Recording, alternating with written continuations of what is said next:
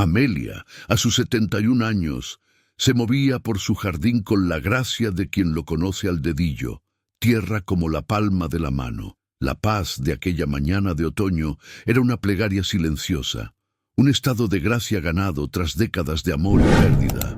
El sol, suave y dorado, era una bendición que se derramaba entre las hojas de la vieja magnolia, pintando el suelo con manchas de luz bailando.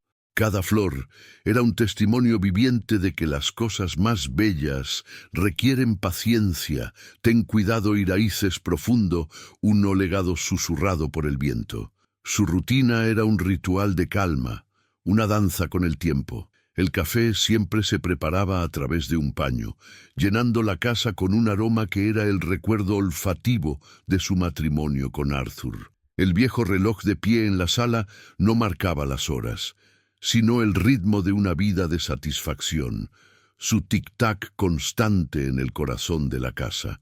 Este era su santuario, un universo de orden y afecto donde silencio no estaba vacío, sino una presencia reconfortante, llena de las voces que amaba.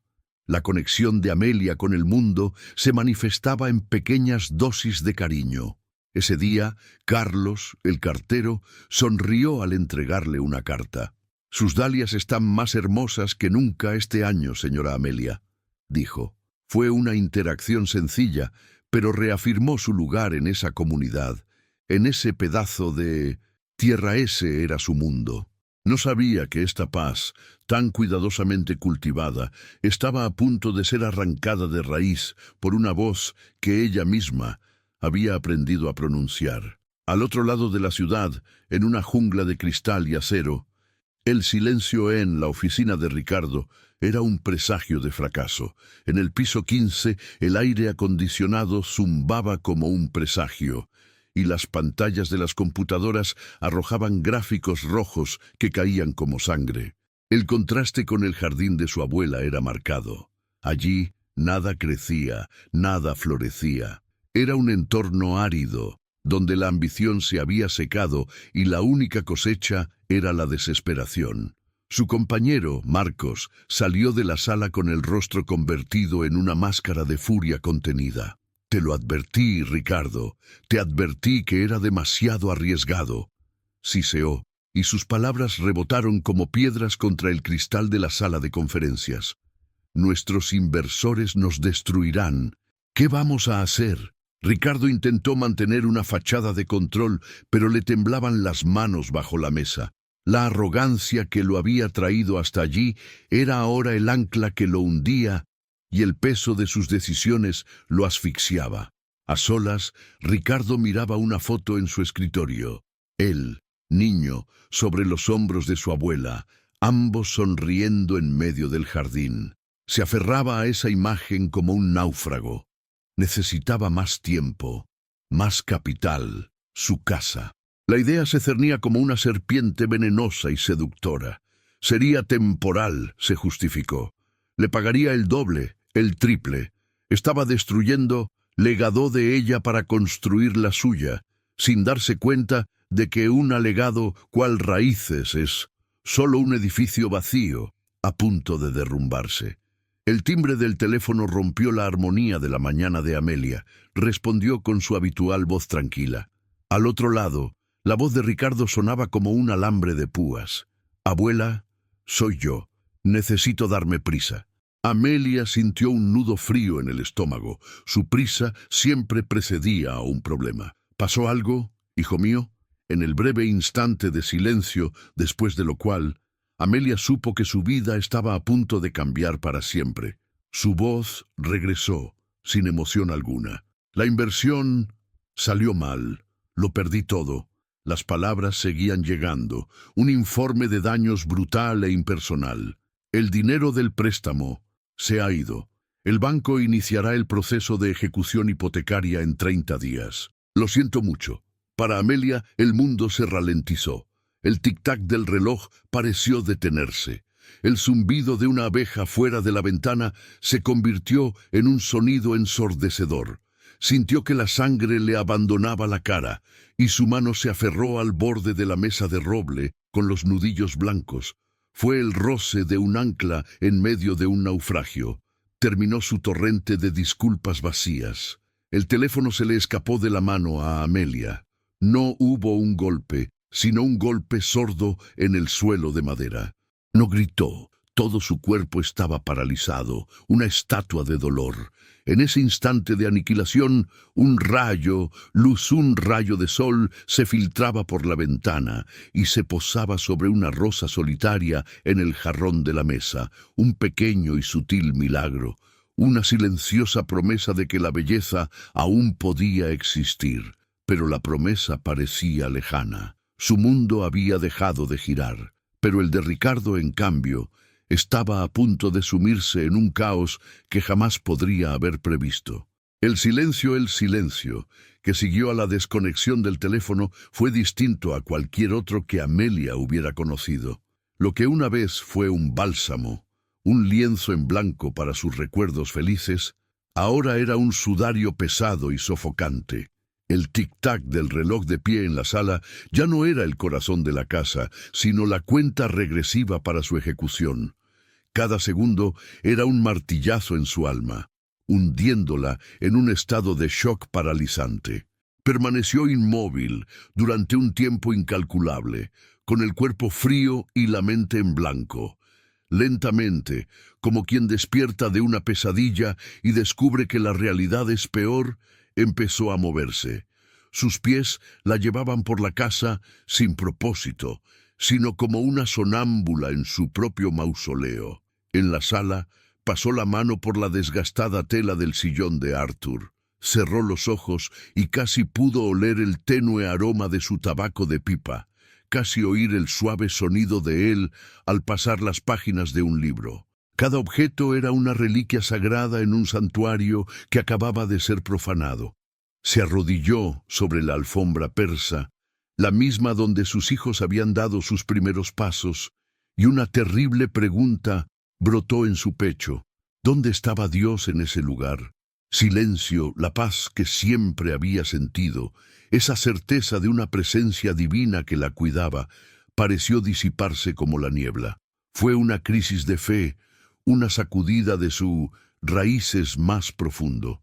Por primera vez en muchos años, Amelia se sintió verdadera y terriblemente sola. El dolor no era solo por su casa, sino por un mundo que de repente había perdido su color y significado. Incapaz de soportar sola el peso de su dolor, Amelia cogió el teléfono. Sus dedos marcaron el número de Clara, su amiga de toda la vida, la única persona cuyo pragmatismo quizá pudiera disipar la niebla de su sufrimiento. Clara contestó al segundo timbrazo, como si hubiera estado esperando. Amelia no necesitó decir mucho. Perdió su casa, Clara. Su voz era un hilo, frágil como una telaraña. En el otro extremo de la línea, el silencio, la respuesta de Clara fue breve, pero llena de una vieja tristeza. «Ay, Amelia», suspiró. Y no había acusación en su voz, solo profunda compasión. «¿Recuerdas aquella fiesta de Navidad del año pasado? Lo vi en un rincón, hablando por teléfono. No me gustó su mirada. Parecía un hombre desesperado. Te dije que tuvieras cuidado, que no firmaras nada». Las palabras de Clara fueron el golpe de gracia. La revelación no era nueva, sino una verdad que Amelia se había negado a ver. Recordaba ese día, esa conversación, y recordaba vívidamente a Ricardo pidiéndole que firmara una autorización rutinaria para su negocio, un documento que él describió como una mera formalidad. Era el poder notarial que le había dado el poder de hipotecar la casa. La herida abierta por la traición de Ricardo sangraba, pero ahora una herida nueva, más profunda, se abría en su alma, la de su propia ceguera, y sabía que para sanar la segunda necesitaría comprender el origen de la primera, por muy doloroso que fuera el camino. Mientras Ricardo luchaba con los fantasmas de su abuelo, Amelia buscaba consuelo en silencio de su jardín. Había caído la noche y el mundo estaba bañado en luz plata de la luna. El aire era frío, pero ella no lo sentía. Caminaba descalza sobre la hierba húmeda, sintiendo la tierra bajo sus pies, buscando la fuerza que siempre emanaba de ese lugar. Se sentó en el viejo banco de piedra bajo el magnolio, con el corazón hecho un mar de dolor, culpa y miedo. Cerró los ojos y alzó la vista hacia el cielo estrellado. Su oración no se expresó en palabras, sino en un sentimiento de entrega total. No le pidió a Dios que salvara su hogar. No le pidió que castigara a su nieto. Pidió algo mucho más difícil: comprensión. Pidió la fuerza para perdonar, no solo a Ricardo, sino a sí misma. Entregó su dolor, su hogar, su futuro, en manos de un poder superior, confiando en que había un propósito en esta devastación. En el clímax de su rendición, una suave brisa recorrió el jardín, meciendo las hojas de magnolia y trayendo consigo el aroma de las rosas. Gratitud. La luna, previamente oculta por una nube, brilló con fuerza, bañando a Amelia en un luz serena. Una paz profunda, que trascendía la lógica, descendió sobre ella. No tenía respuestas ni soluciones, pero tenía fe. Entregó su dolor a Dios, sin saber que Él ya había plantado semilla la respuesta, hace décadas, en un lugar que había olvidado. La paz que encontró esa noche le dio fuerzas para la tarea más dolorosa: decir adiós. Con la fecha del desalojo acercándose, sabía que no podía abandonar la casa al caos. Necesitaba sellar sus recuerdos, honrar su pasado. Eso la llevó a las escaleras del ático, un lugar que era un santuario del tiempo, un archivo de vidas vividas. Cada escalón crujía bajo sus pies, el sonido resonaba como una despedida. El olor a polvo y madera vieja era el perfume de la nostalgia misma. Arriba, bajo el techo inclinado, el mundo parecía suspendido. Cajas y baúles contenían los objetos de su viaje. Fue esta fuerza silenciosa la que la guió hasta el viejo escritorio de Arthur. Estaba cubierto por una sábana blanca como un fantasma dormido. La apartó y una nube de polvo danzaba bajo el único haz de luz. Luz que entró por la claraboya, un pequeño milagro de belleza en medio de la penumbra. Y sobre la madera oscura reposaba el diario. Tomó el volumen de cuero, su familiar peso en las manos. Dudó un momento. Era correcto invadir ese espacio, el más íntimo de los pensamientos de su esposo. Pero la paz que había sentido en el jardín la noche anterior regresó, diciéndole que no se trataba de una invasión, sino de comunión. Se sentó en el suelo del ático y comenzó a leer. La caligrafía de Arthur era una manifestación de su alma, elegante, firme, llena de paciencia. El verdadero legado, escribió en una página, no es lo que dejamos a gente, pero lo que dejamos en ellos. La paciencia que enseñamos, la fe que inspiramos. Sintió su presencia con tanta fuerza que era casi física. Leerlo no le trajo tristeza, sino una profunda claridad. Él la estaba preparando, incluso desde el más allá, para lo que estaba por venir. Fue entonces cuando sus dedos sintieron la anomalía. Una página más gruesa y rígida. El corazón le dio un vuelco. Con la uña, levantó delicadamente el borde y reveló el compartimento secreto. Era una obra maestra, invisible a simple vista. Dentro del pequeño espacio dentado había dos objetos, una pequeña llave de caja fuerte y un trozo de papel doblado. En la cabeza en miniatura de la llave estaba escrito 317. Con manos temblorosas desdobló la nota. Solo había una frase: a nuestro legado. Es donde floreció la primera semilla del amor. Un escalofrío recorrió la espalda de Amelia. Al principio, el rastro parecía conducir al jardín, pero su corazón sabía lo contrario. Recordó una historia que ella y Arthur solo se contaban el uno al otro.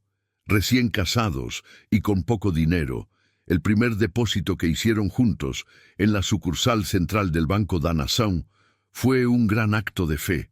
Lo apodaron nuestro primer semilla. Estaba allí. Su oración había sido escuchada, pero al sentir el peso de esa llave en la palma de su mano, surgió una nueva y terrible duda. Fuera lo que fuese lo que estaba encerrado, Arthur lo había escondido por una razón, y ella no sabía si estaba abriendo una puerta a la salvación o a un secreto. Eso nunca debería ser revelado. La noche que siguió fue una larga batalla entre los fe y miedo, pero al amanecer la decisión estaba tomada. Se vistió con un cuidado que no había sentido en días, como una armadura para el viaje que la esperaba. El edificio de la sucursal central del Banco Dana Sound era una fortaleza de granito y mármol, una catedral de tiempo que parecía inmune al paso de las décadas. Dentro la condujeron a una habitación trasera donde el señor Valdir la recibió. El señor Valdir tomó la llave con reverencia. «Recuerdo a su esposo», dijo en voz baja y nostálgica. Arthur era un hombre de pocas palabras, pero de inmensa sabiduría. Una vez, durante una crisis económica, vino aquí. Todos estaban en pánico, vendiéndolo todo. Él no. Me dijo: «Valdir, el miedo cosecha malas hierbas. Paciencia cultiva robles». No hablaba de dinero. Hablaba de la vida. La historia de Valdir fue como un bálsamo para Amelia, la confirmación definitiva de que estaba honrando al alegado de su marido. El camino a la habitación segura fue como un descenso a un mundo olvidado. El aire se volvió más frío. El señor Valdir la dejó sola frente al cajón 317. Giró la llave. El clic del mecanismo sonó increíblemente fuerte en el silencio absolutamente. Tiró del cajón metálico que se abrió con suavidad. El aire fresco de la caja fuerte le rozó la cara. Dentro, sobre un forro de terciopelo rojo, había un solo objeto. Una carpeta de cuero oscuro sin marcar. Un legado de su marido la esperaba. Y con él, el poder de destruir o redimir. Con el corazón latiéndole con fuerza, las manos de Amelia tocaron la carpeta. El cuero estaba fresco y suave. Se sentó y, al abrirla, la envolvió el aroma a papel viejo. Lo primero que vio fueron los registros de cultivares protegidos y acuerdos de regalías de 3 variedades de rosas que Arthur había creado. No era solo un jardinero, era un inventor, un científico, un artista, un genio que floreció en silencio. Debajo del separador que contenía los registros, había otra sección en la carpeta. Esta contenía documentos financieros. El primer extracto estaba fechado hace más de 40 años y mostraba un único y modesto depósito a una entonces desconocida empresa de biotecnología que investigaba semillas. Y debajo, docenas de páginas detallaban cómo ese pequeño semilla, la riqueza financiera, tras décadas de interés compuesto, había crecido y se había multiplicado. No fue suerte, fue la cosecha de toda una vida de previsión. Amelia cerró la carpeta. La conmoción de la revelación empezó a dar paso a una claridad cristalina y aterradora. Comprendió, con una certeza que parecía provenir directamente de Dios, el propósito de todo. La solución más fácil sería usar una fracción de ese dinero para saldar la deuda. Pero al hacerlo, estaría destruyendo la verdadera legado de Arturo. Le estaría robando a su nieto la lección de paciencia, del trabajo silencioso, de raíces profundo. Su plan divino se forjó en ese frío santuario de metal. No era un plan de venganza, sino de redención. No detendría la ejecución hipotecaria ahora, usaría a un intermediario para comprar la deuda en el silencio, convirtiéndose en el acreedor secreto. Y luego esperaría, dejando que la vida, no una humillación apresurada, le enseñara a Ricardo la lección que su abuelo había planeado toda su vida. Salió del banco, de vuelta a luz del sol, una mujer transformada, ya no una víctima, sino la silenciosa ejecutora del más paciente de los legados. Mientras Amelia guardaba su secreto con el paciencia de un roble, el castillo de naipes de Richard se derrumbaba a la velocidad del rayo.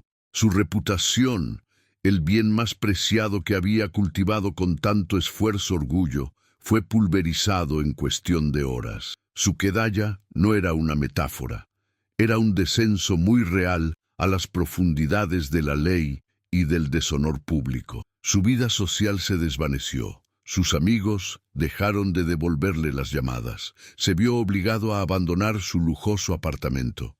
Su nuevo hogar era un apartamento diminuto e impersonal en un barrio olvidado, con una ventana que daba a una pared de ladrillo. Vacío del apartamento era un reflejo del vacío en tu alma. Esa noche, el invierno de su alma llegó al punto de congelación. Solo en la oscuridad de su apartamento, el recuerdo de su abuela lo agredió con una fuerza implacable.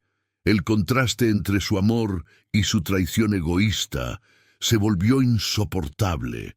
Orgullo finalmente se derrumbó y se desplomó en el suelo, sollozando como un niño perdido. En el fondo del pozo encontró una única y terrible verdad. Para levantarse, primero tendría que regresar al lugar que había destruido. Mientras Richard luchaba la batalla final contra su orgullo, la vida de Amelia fue recompensada con un pequeño e inesperado milagro. Laura y Miguel, los nuevos dueños de la casa, la encontraron en el jardín. Conmovidos por su historia, le hicieron una propuesta que la hizo llorar. La pequeña casa de huéspedes al fondo de la propiedad estaba vacía. «Por favor», dijo Miguel, «quédate el tiempo que necesites. Considérate el guardián oficial de este jardín». El viaje de Ricardo de regreso a su antiguo pueblo fue una peregrinación de vergüenza. Al llegar a su antigua calle, se le encogió el corazón. El cartel de vendido en el patio era real, un epitafio a su fracaso. Fue entonces cuando vio el tenue humo que salía de la chimenea de la pequeña casa de huéspedes. Ella estaba allí. La encontró en el pequeño porche, cuidando una maceta de violetas. Sus miradas se cruzaron. No había sorpresa ni ira en su rostro.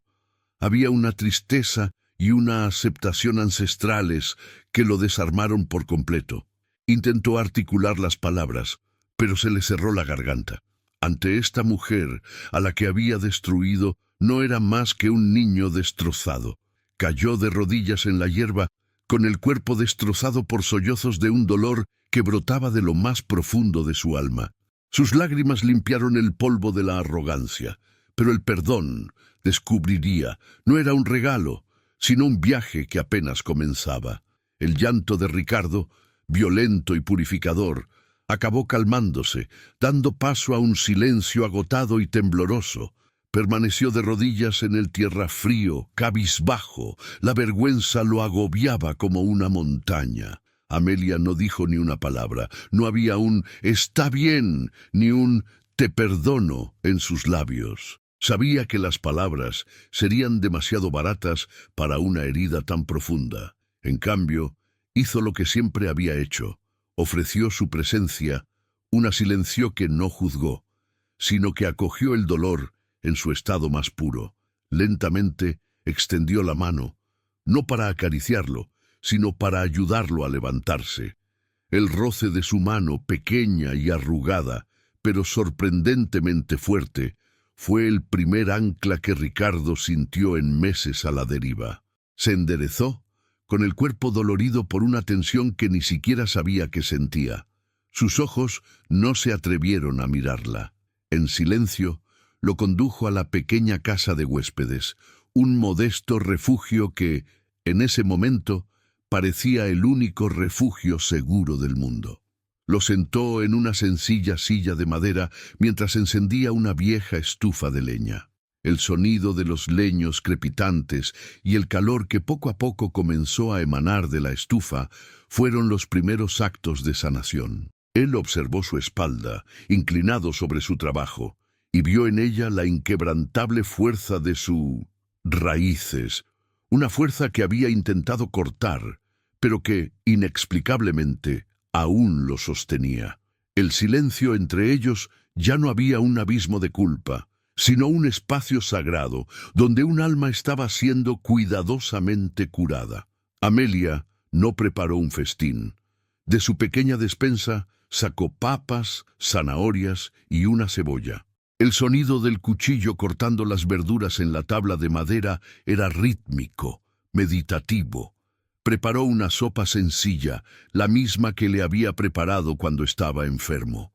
El aroma que llenaba la pequeña cocina era el aroma de la infancia, del cariño, de un amor que perduraba más allá de cualquier error.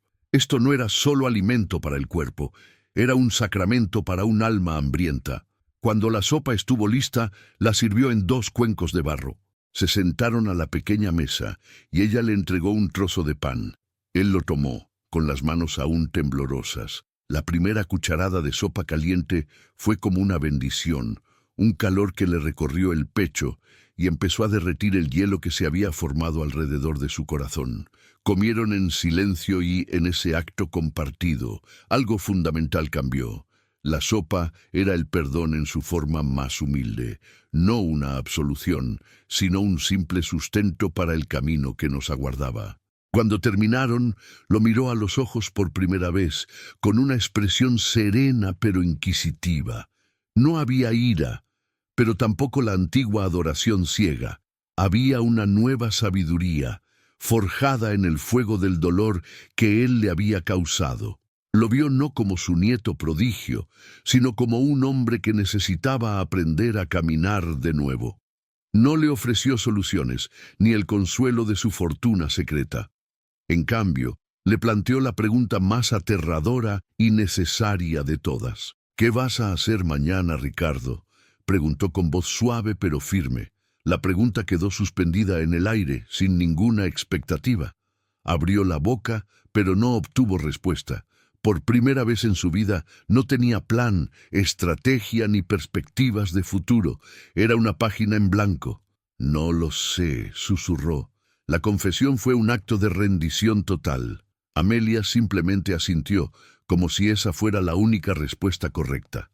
El viaje de regreso comenzaría allí, en ese «no lo sé», el primer paso en un camino de humildad que sería largo y arduo. La mañana siguiente amaneció fría y gris, un reflejo perfecto del estado de ánimo de Ricardo. Amelia le había dado una manta y lo había dejado dormir en el pequeño sofá. Al despertar, la encontró en el jardín, con sus manos ya en las suyas.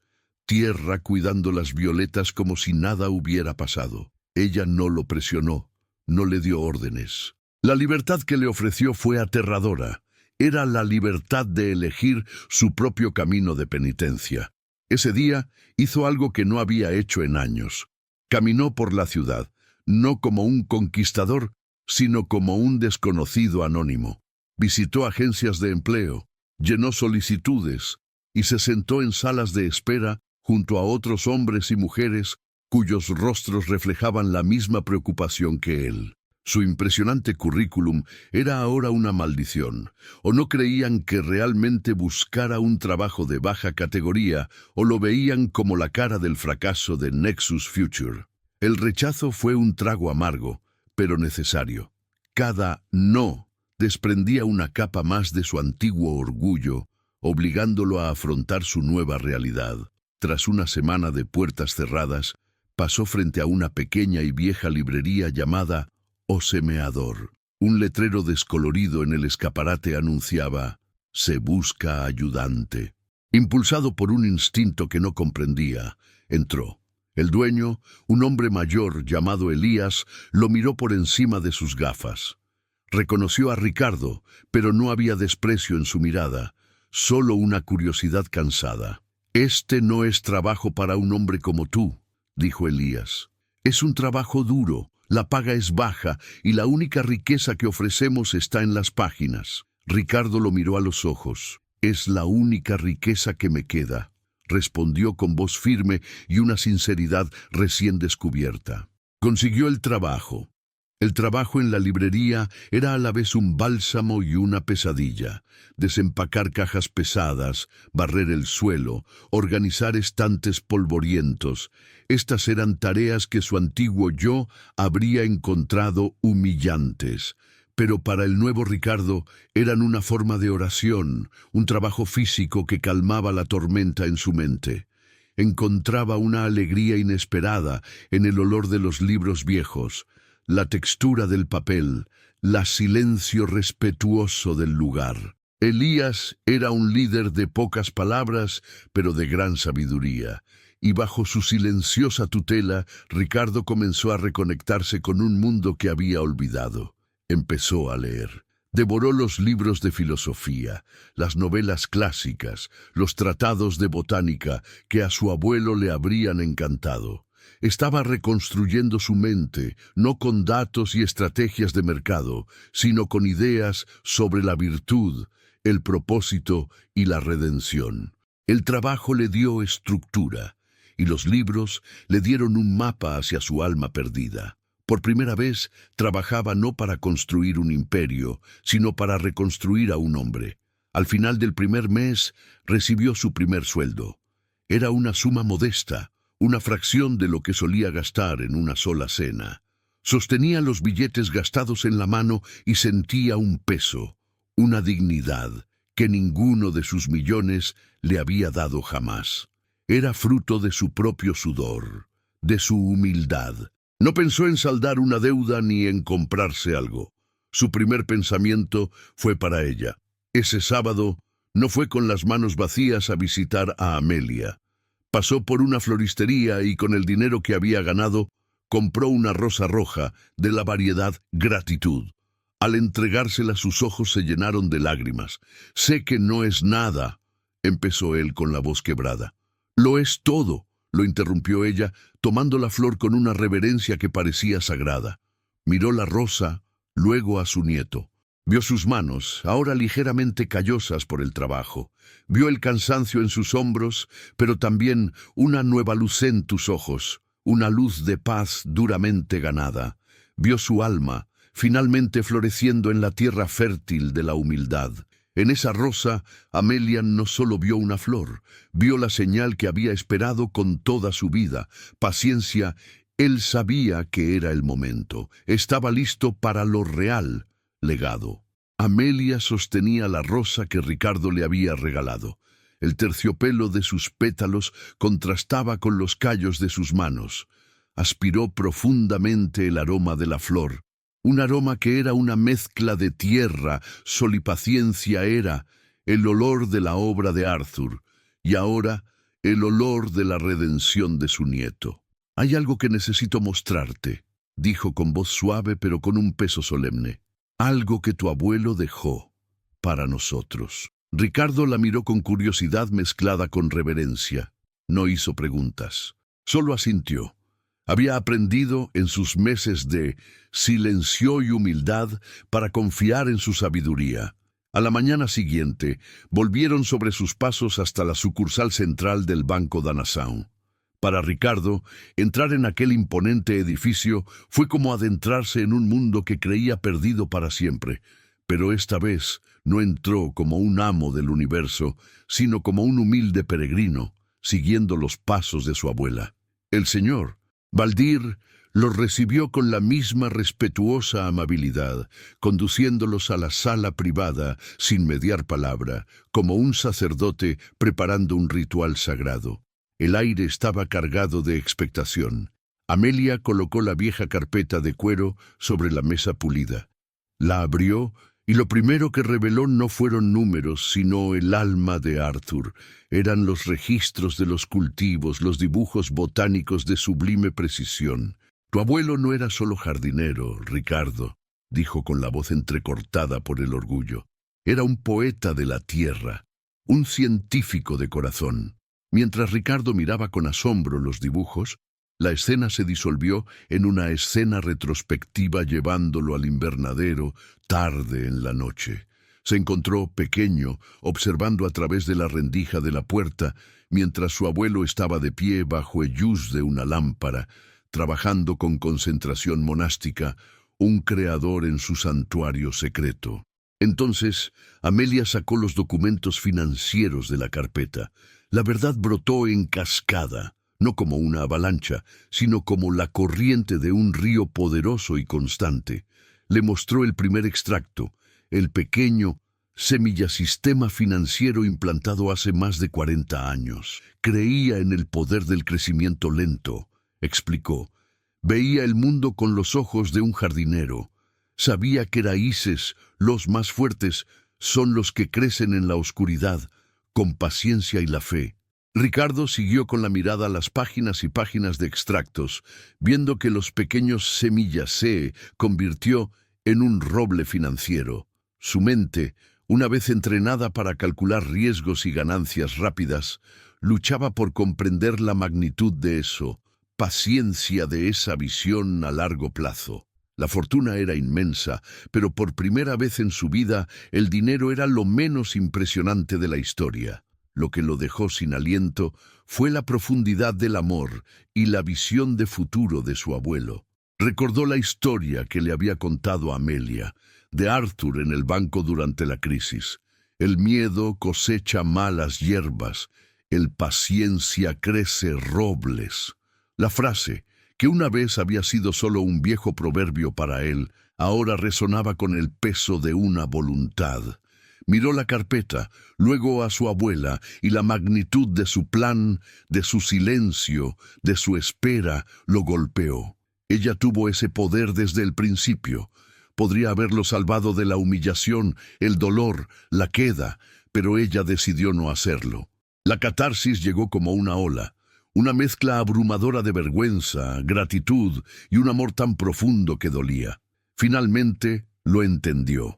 El amor verdadero no es lo que nos impide caer, es lo que nos enseña a levantarnos. Legado el mayor regalo de su abuelo, no fue el dinero del maletín, fue la sabiduría contenida en el camino hacia él.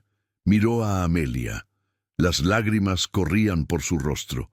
Ya no eran lágrimas de desesperación, sino de una gracia abrumadora. «Me dejaste perderlo todo», susurró, no como una acusación, sino como una revelación, para que pudiera encontrar lo que realmente importa. Amelia se inclinó sobre la mesa y tomó su mano. La fuerza de su toque era la fuerza de raíces de Arturo, del amor que nunca muere. «Tu abuelo no dejó una fortuna, Ricardo», dijo con voz firme. «Dejó una herramienta, una prueba y una responsabilidad». La fortuna reposaba sobre la mesa, silenciosa e imponente. Pero la pregunta que flotaba en el aire pesaba más que todo el oro del mundo, un eco de la voz de Amelia en su primera noche de regreso. «¿Qué haremos mañana?». La respuesta a esa pregunta definiría no solo su futuro, sino el verdadero significado de ser los herederos del jardín de Arturo. Ahora eran los guardianes de un legado que necesitaba ser sembrado. La pregunta de Amelia permaneció en el silencio de la sala del banco. Una pregunta que era a la vez una prueba y una invitación. Ricardo miró la carpeta de cuero, el depósito de un legado de paciencia, y luego a su abuela. La encarnación viviente de ese legado, la respuesta surgió de una claridad renovada, no de su mente de estratega, sino de su corazón recién despertado. «Lo primero que haremos», dijo con voz firme, «es traer al abuelo de vuelta a casa». Amelia sonrió, una sonrisa que le iluminó el rostro. Era la respuesta que había estado esperando. La primera semilla del futuro se plantaría en tierra del pasado. Esa misma tarde fueron a la casa. Laura y Miguel, la joven pareja, los recibieron en la puerta no como desconocidos, sino como amigos. Ricardo, con una humildad impensable meses antes, les contó toda la historia. El diario, la caja fuerte, el legado de su abuelo. No ocultó su propia vergüenza, sino que la presentó como parte del viaje. Laura y Miguel escuchaban con lágrimas en los ojos. Miraron a su alrededor, a las paredes de la casa, al jardín que ya habían aprendido a amar. «Esta casa nunca fue realmente nuestra», dijo Laura en voz baja. «Solo éramos sus cuidadores, esperando a que regresara el verdadero dueño».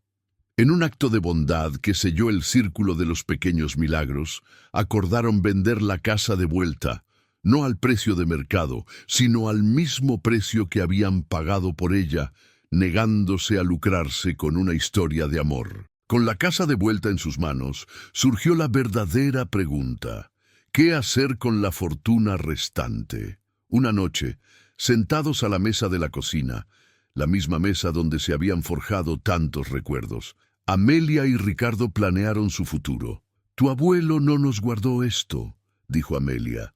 «Lo cultivó, y todo lo que se cultiva debe compartirse, o la cosecha se pudre». Fue Ricardo, con su conocimiento de las estructuras y los negocios, quien dio forma a la idea. «Una fundación», dijo, con los ojos brillantes por un propósito que el dinero nunca le había dado.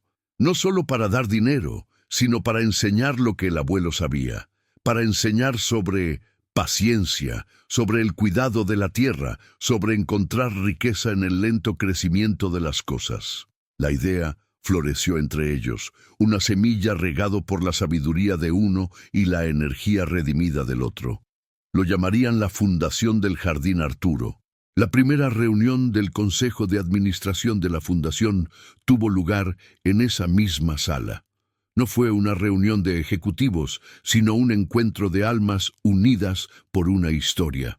Estaban Amelia y Ricardo, Clara, la amiga pragmática, nombrada tesorera, el señor Valdir, el guardián de la memoria, como asesor, y Laura y Miguel, los primeros beneficiarios de la generosidad de la Fundación Punto El Legado, ahora sus primeros embajadores. Juntos delinearon su primer proyecto: restaurar el jardín y abrirlo a la comunidad para que, silenció hoy, la paz que sanó sus almas podría sanar a otros. Legado ahora tenía un nombre y una misión. Solo faltaba lo más difícil y lo más hermoso: ponerle las manos encima, tierra. Los meses siguientes estuvieron llenos de trabajo ferviente y alegre. El dinero de la fundación proporcionó los recursos, pero el verdadero capital fue el humano. Amelia y Ricardo, junto con Clara, el señor Valdir, Laura y Miguel, y voluntarios del barrio, se pusieron manos a la obra. Tierra no solo restauraban un jardín, reconstruían un símbolo de esperanza. Ricardo, el hombre que antes solo alzaba memorandos, ahora alzaba sacos de fertilizante, y el sudor de su frente era una ablución que borraba los últimos vestigios de su antiguo yo. Hubo una escena, un sábado por la tarde, que resumió la transformación. Ricardo estaba cavando un macizo de flores cuando su pala golpeó algo duro. Era una pequeña caja de metal oxidada que Arthur había enterrado, que contenía semillas antiguas y una nota: para los futuros jardineros, que sus raíces son siempre más profundas que tus ambiciones. Ricardo leyó la nota en voz alta a los demás, y un silencio, un sentimiento de conmoción se apoderó del grupo. En ese momento, todos se sintieron parte de aquello legado eterno. El día de la inauguración del Jardín de Arturo fue un día de luz radiante. La puerta, antaño símbolo de pérdida, ahora estaba abierta, adornada con flores. Acudió toda la comunidad. Hubo música, comida y el sonido más hermoso de todos: la risa de los niños corriendo por el césped. Ricardo estaba de pie en un pequeño escenario. Habló no como un director ejecutivo, sino como un nieto agradecido. Contó su historia década y redención, su voz entrecortada pero firme. «Este jardín», dijo mirando a Amelia, «me enseñó que el verdadero éxito no es cuán alto trepas, sino cuán profundo te permites hundir tus raíces». El clímax emotivo del día, sin embargo, no fueron los discursos. Fue una escena sencilla, al final de la tarde. Amelia estaba sentada en un banco bajo el magnolio, y Ricardo enseñaba a un grupo de niños a plantar girasoles. Una niña, de no más de 6 años, miró la flor que tenía en la mano y luego al cielo. «¿Es cierto que el girasol siempre busca el sol?», preguntó con los ojos llenos de pura curiosidad. Ricardo se arrodilló para estar a su altura, tierra manchándose las rodillas. Miró a Amelia y sus ojos se encontraron, cerrándose un círculo de amor y comprensión. «Sí, es cierto», respondió a la chica con voz suave. «Nos enseña una lección importante. No importa cuán oscura sea la noche, siempre debemos volver la cara hacia luz». En esa sencilla respuesta residía la esencia de todo el viaje. La lección que una vez se negó a aprender era ahora la sabiduría que compartía. Legado, La vida de Arthur ya no estaba encerrada en una caja fuerte ni escrita en un diario. Estaba viva, creciendo al sol en los corazones de aquellos niños. Estaba a salvo. Al atardecer, cuando el último visitante se había marchado y el jardín estaba sumido en una paz dorada, Amelia y Ricardo se sentaron en el porche. Silencio, entre ellos había comodidad, plenitud. El día había sido la cosecha de todo el dolor, de todos los paciencia. Estaría orgulloso de ti, Ricardo, dijo Amelia, con la mano apoyada en la de él. Lo está, respondió Ricardo, mirando el cielo que se tornaba rosa y naranja, porque nunca se fue. Simplemente no supe escucharlo. Más tarde esa noche, Amelia tomó el diario de Arthur por última vez. Lo abrió por una página marcada, la última que había escrito, y se lo leyó a Ricardo en voz alta, con su voz como un susurro en el silencio de la casa. El tiempo, decía la letra de Arthur, es el mejor jardinero.